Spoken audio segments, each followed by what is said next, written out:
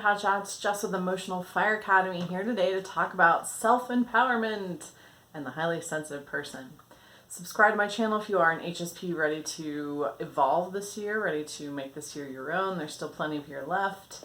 That's what we do here. Welcome to Emotional Fire Academy. I'm Jess. I'm a master NLP practitioner and former firefighter. So this conversation today is going to be a continuation of last week's video.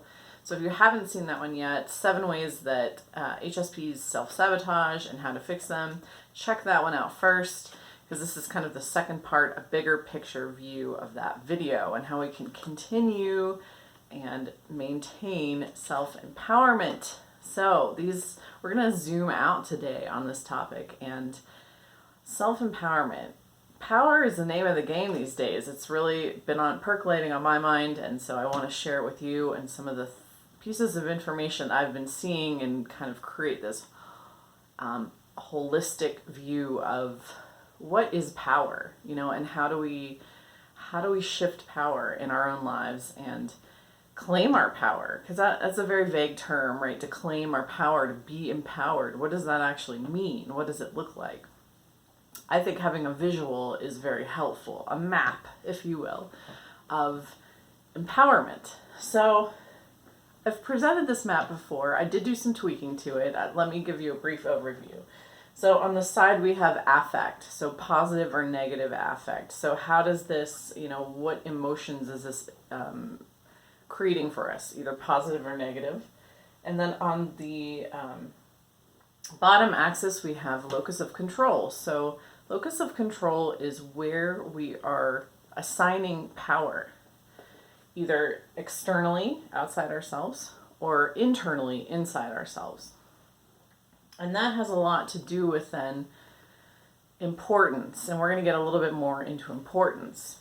And so the different areas of this map, when you go to, if you're looking outside of yourself and you're feeling negative, often an archetype of victimhood comes up. We go into the victim story, the victim mentality, where something outside of us is hurting us or taking away from us.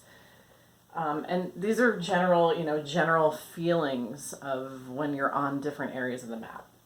On the opposite, kind of in the same vein as that, when we're looking outside of ourselves in a really positive way, we're idealizing. We're idealizing something. We're worshiping it. We're putting it on a pedestal.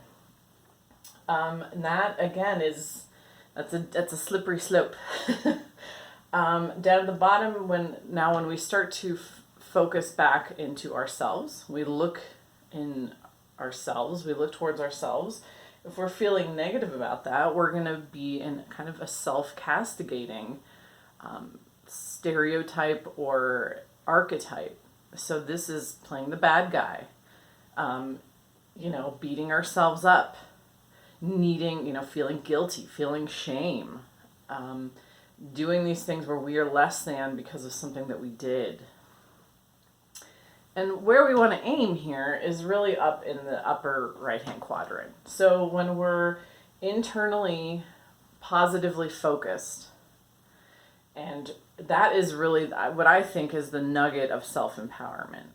Right? And so the journey becomes always heading towards that quadrant, trying to get up. You have the map, and now trying to get up to that quadrant and feeling your way up into that quadrant consistently as part of the process of self-empowerment. There's a really great book I want to recommend. It's called Reality Transurfing by Vadim Zeland. I'm sure you'll correct me if I've mispronounced this gentleman's name. So he presents the idea of what he calls a pendulum, and this is about balance. And so pendulum, when you think about a pendulum, it's good to have kind of an analogy. So an actual pendulum, it smacks, it's about energy. It's about a kind of this construct of energy where the balls in the pendulum are trapped in that energy, right? They're part of the mechanism. And in the book, he refers to kind of playing these roles as being caught in a pendulum. And when you think about it objectively, when you're not in those states, they do feel the momentum of that energy of getting caught in victimhood. It's almost like we go into unconsciousness in these three areas. This is kind of the pendulum area, right? And when we're swinging in them, it's kind of hard to stop the momentum of that. Abraham Hicks talks about momentum a lot, just riding out the momentum. And, the momentum is what mesmerizes us. It's what keeps us in these patterns.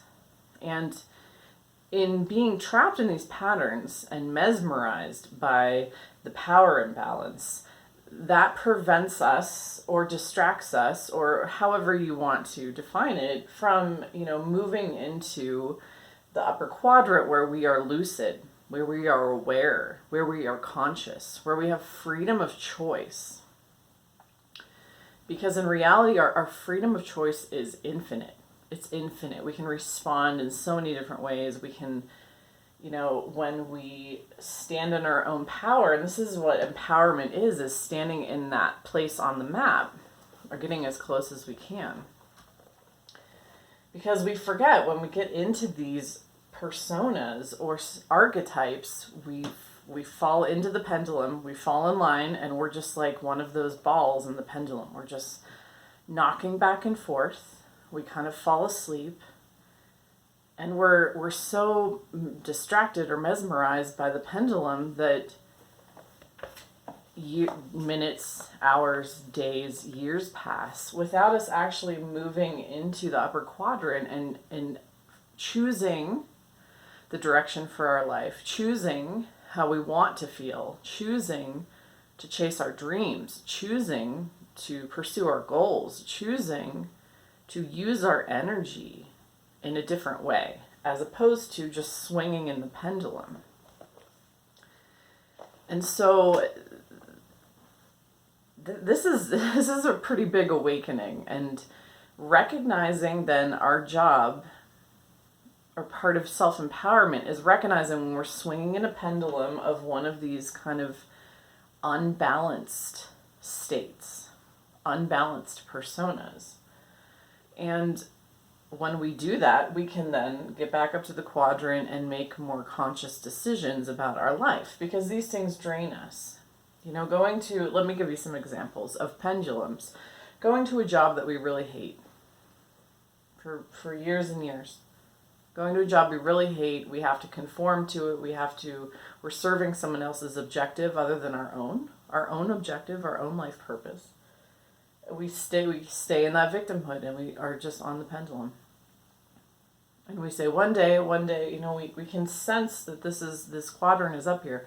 One day I'll be able to quit, one day I'll do this, one day is now, and stepping off of the pendulum, not becoming ensnared in it, leaving it behind. And how do we diffuse? In the book, the author talks about a lot of the ways that we can diffuse it, and one of the most important ways is about importance, right? When we're giving importance to something, and it's about importance and attention.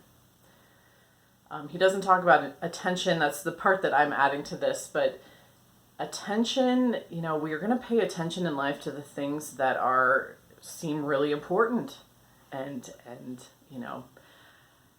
the things that don't feel as important, we don't pay as much attention to. We just let them run their course. So one of the ways we get off the pendulum is we start to strip away the importance of whatever we're perceiving as a problem, right? When we're in these states, we're focused on a problem in our life.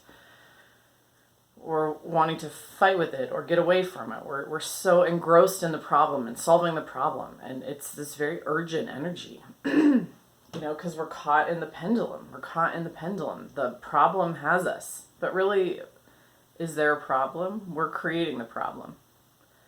Our frame of perspective enters us into the pendulum, because we're assigning importance to something either outside of ourselves, and a little bit so in self-castigation. It's like we've done something that has affected someone outside of ourselves, or that we don't agree with, or that then we're turning inward. So when we want to lessen importance, we want to start lessening the importance and releasing ourselves from the pendulum so that we don't swing endlessly, so that we can go up into this quadrant and live by our own personal values, right? Our core values, our goals, our dreams, live in those, embody them, be the person that we want to be, instead of unconsciously swinging, being mesmerized, devoting all of our energy. These pendulums suck our energy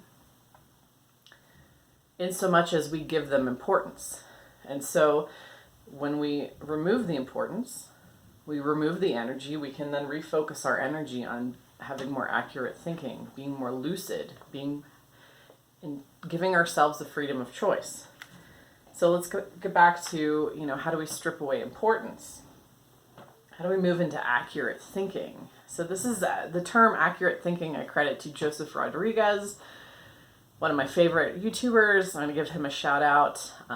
I really love the work that he does. If you're into manifesting and reality creation, check him out. He has a lot of great resources, but this is his term, so I want to give him credit for that. I call it lucidity.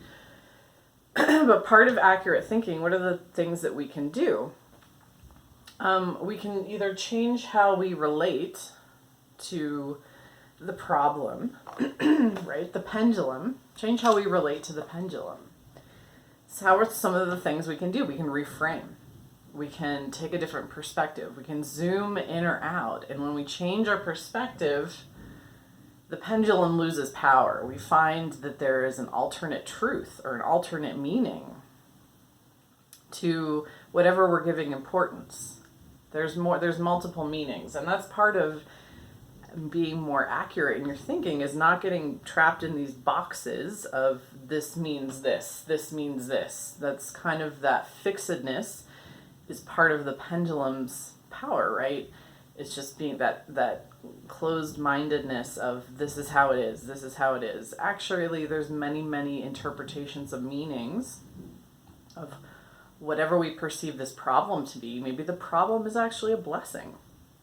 Maybe the problem is, and so see, reframing that, changing how we relate, then releases the power, releases the importance of the pendulum, and we can move into a more lucid state of not having something being under our skin, not having it bother us, right?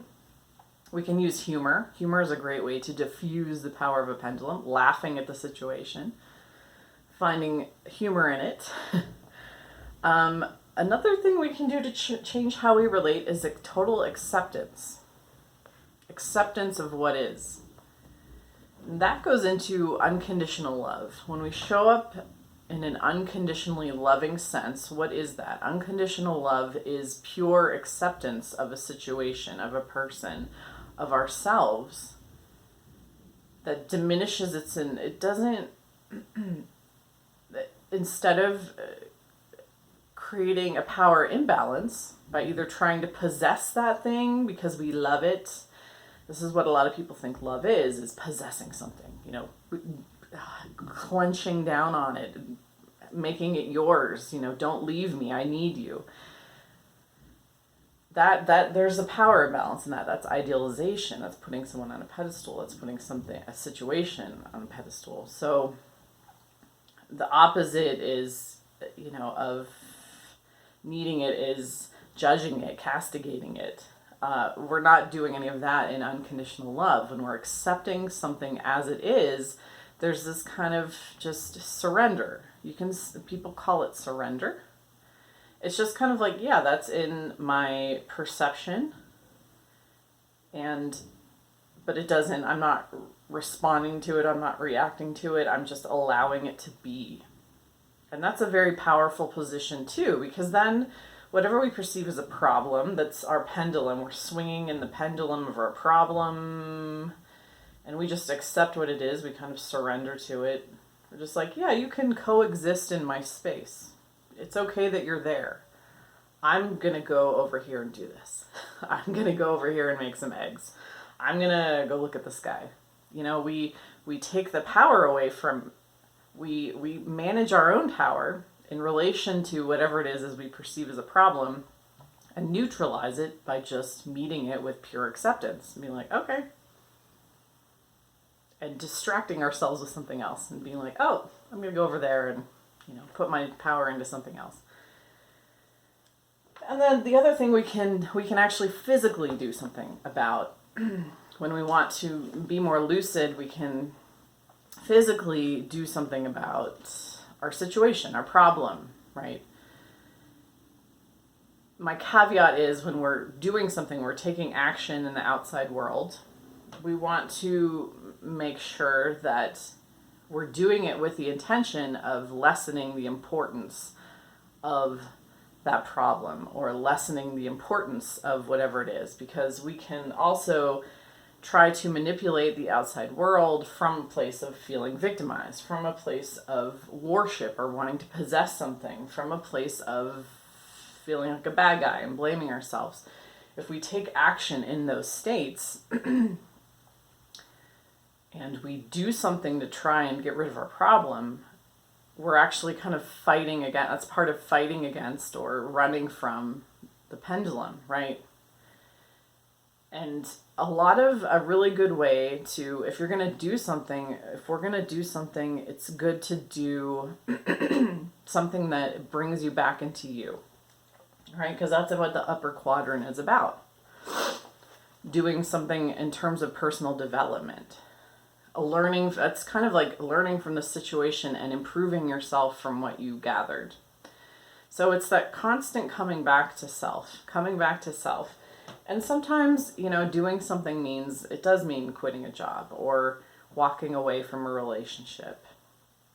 And that's okay, because you are lessening the importance by doing that action, right? It doesn't matter as much when you've removed yourself from the situation. So there are ways to do both, but the goal is kind of lessening the importance, taking the energy away from the pendulum, in the sense that you're lessening its importance and deflecting it from grabbing you, mesmerizing you, making you unconscious, pulling you away from your own self, because your self, the qualities of self are up here in the corner, you know, the things we want to cultivate in ourselves. And so continuing to move towards that, and that in essence is self-empowerment. So what do you think of this? What do you think of this concept, the map? I'm excited to hear your thoughts. And as always, thank you for watching. I hope this was helpful. If you are someone who is looking for additional one-on-one support in getting up to this area of the map, if you're committed to getting to that area of the map and falling out of the pendulum swing, then reach out to me. I have a one-on-one guided coaching program that helps people do just that and helps us clarify and get out of the release of these pendulums. So check that out on my website, emotionalfireacademy.com, and thank you for watching. Have a great day.